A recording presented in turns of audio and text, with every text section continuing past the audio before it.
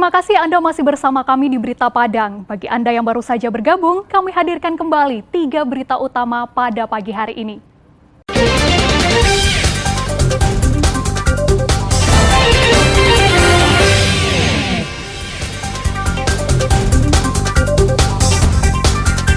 Bos preman di Pasar Lubuk Buaya ditangkap polisi.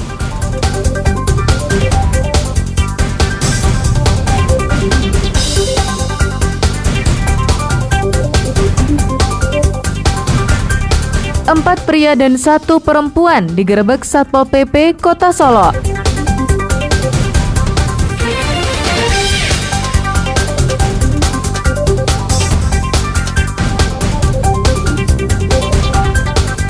Tiga mahasiswa pemakai narkoba dibebaskan melalui program Restoratif Justice.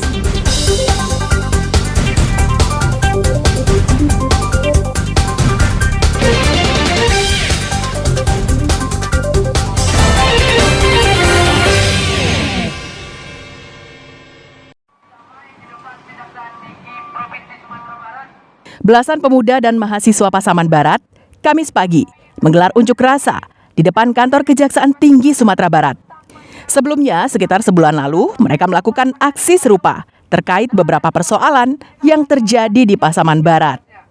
Dua hal utama yang disorot adalah kasus dugaan tindak pidana pencucian uang pembangunan RSUD Pasaman Barat dan tanah kas desa di Nagari Muaro Kiawai. Mereka berorasi di depan gerbang Kejati Sumatera Barat sambil membawa sejumlah atribut dan poster yang bertuliskan tuntutan mereka.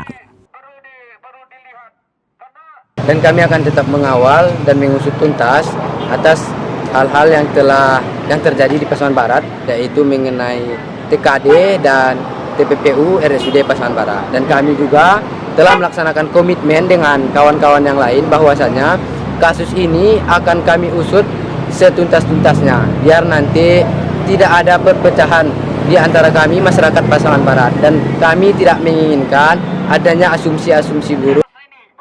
Para pengunjuk rasa diterima oleh asisten pidana khusus Kejati Sumatera Barat untuk mendengarkan aspirasi mereka dan memberikan jawaban terkait tuntutan tersebut.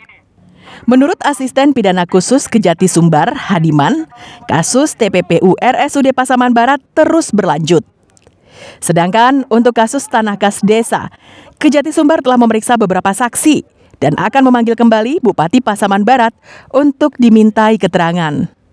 Pada pemanggilan pertama, Bupati Pasaman Barat tidak bisa hadir karena sedang berkegiatan di Jakarta.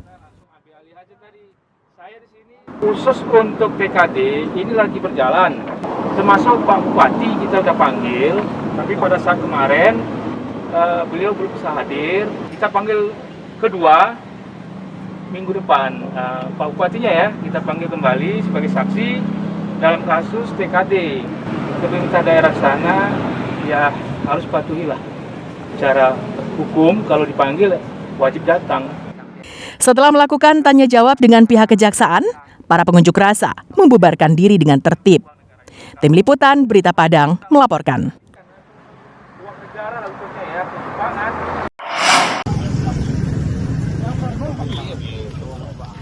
Karena sering memalak di Pasar Lubuk Buaya, akhirnya Irfan, 34 tahun, ditangkap.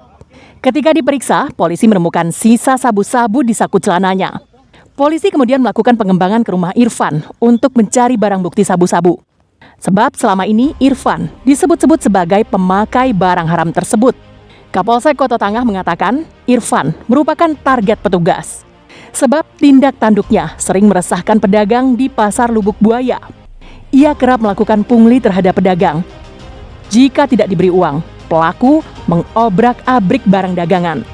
Sebelumnya, para preman Pasar Lubuk Buaya telah digulung oleh polisi dalam 2 kali penggerebekan. Namun Irfan selalu lolos. Saat ditangkap, Irfan diketahui menggunakan narkoba jenis sabu-sabu. Selama ini, uang hasil dari pungli memang digunakan pria pengangguran tersebut untuk membeli narkoba. Pelaku akan menghadapi pasal berlapis, yakni penyalahgunaan narkoba dan pungli, dengan ancaman hukuman di atas 5 tahun penjara. Bersangkutan ada di Pasar Lubuk Buaya, kita temui lagi pura-pura tidur.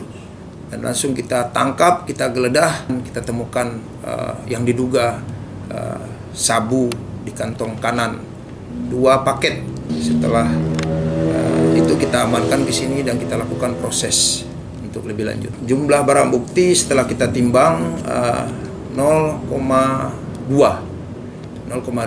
yang diduga sabu. Kapolsek Kota Tangah mengimbau masyarakat ataupun pedagang agar tidak takut untuk melapor jika menjadi korban pemalakan.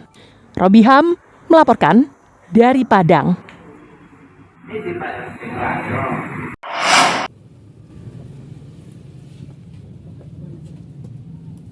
Satuan Polisi Pamong Praja Kota Solo bersama polisi dan tentara menggerebek sebuah rumah yang diduga dijadikan tempat prostitusi di Kelurahan Tanah Garam, Kecamatan Lubuk Sikarah, Kota Solo. Penggerebekan ini berdasarkan laporan masyarakat yang resah dan curiga. Kecurigaan masyarakat ini muncul karena sering didapati laki-laki dan perempuan masuk rumah tersebut hingga tengah malam.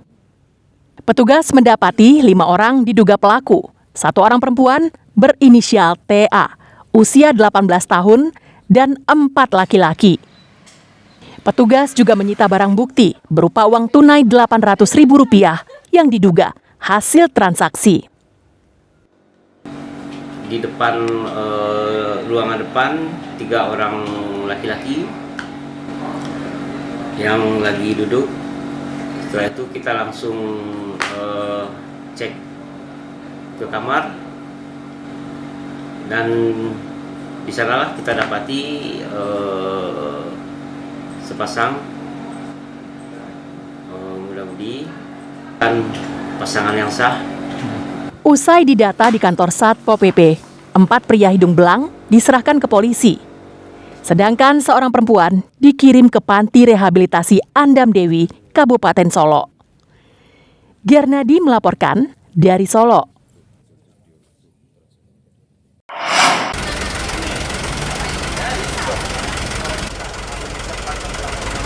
Kejaksaan Negeri Padang kembali menggelar restoratif justice terhadap 3 mahasiswa yang menjadi tersangka pemakai narkoba, yakni Aldo Fitrian, Raffi Rinaldo, dan Ibnu Ismail. Sebelum diberikan surat pemberhentian penyelidikan, ketiga tersangka dijemput dari Rutan Mapolda dengan mobil tahanan menuju ke Jari Padang.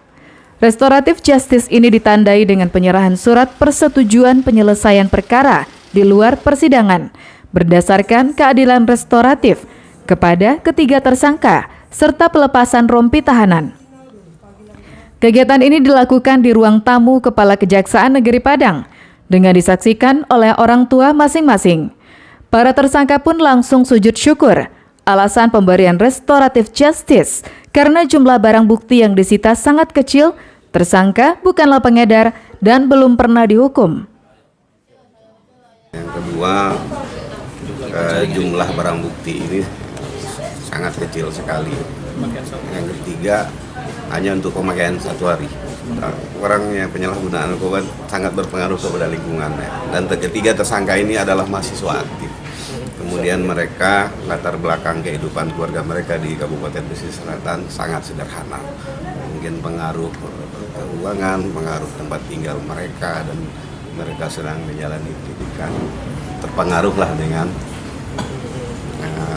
barang-barang haram narkoba ini. Perlu kami informasikan bahwa kami juga dari Polda Sumbar, ya, Direktorat Reserse Narkoba, kami juga sudah melaksanakan restoratif justice, ya, yang sudah diatur dalam peraturan Kapolri dan peraturan Kabareskrim.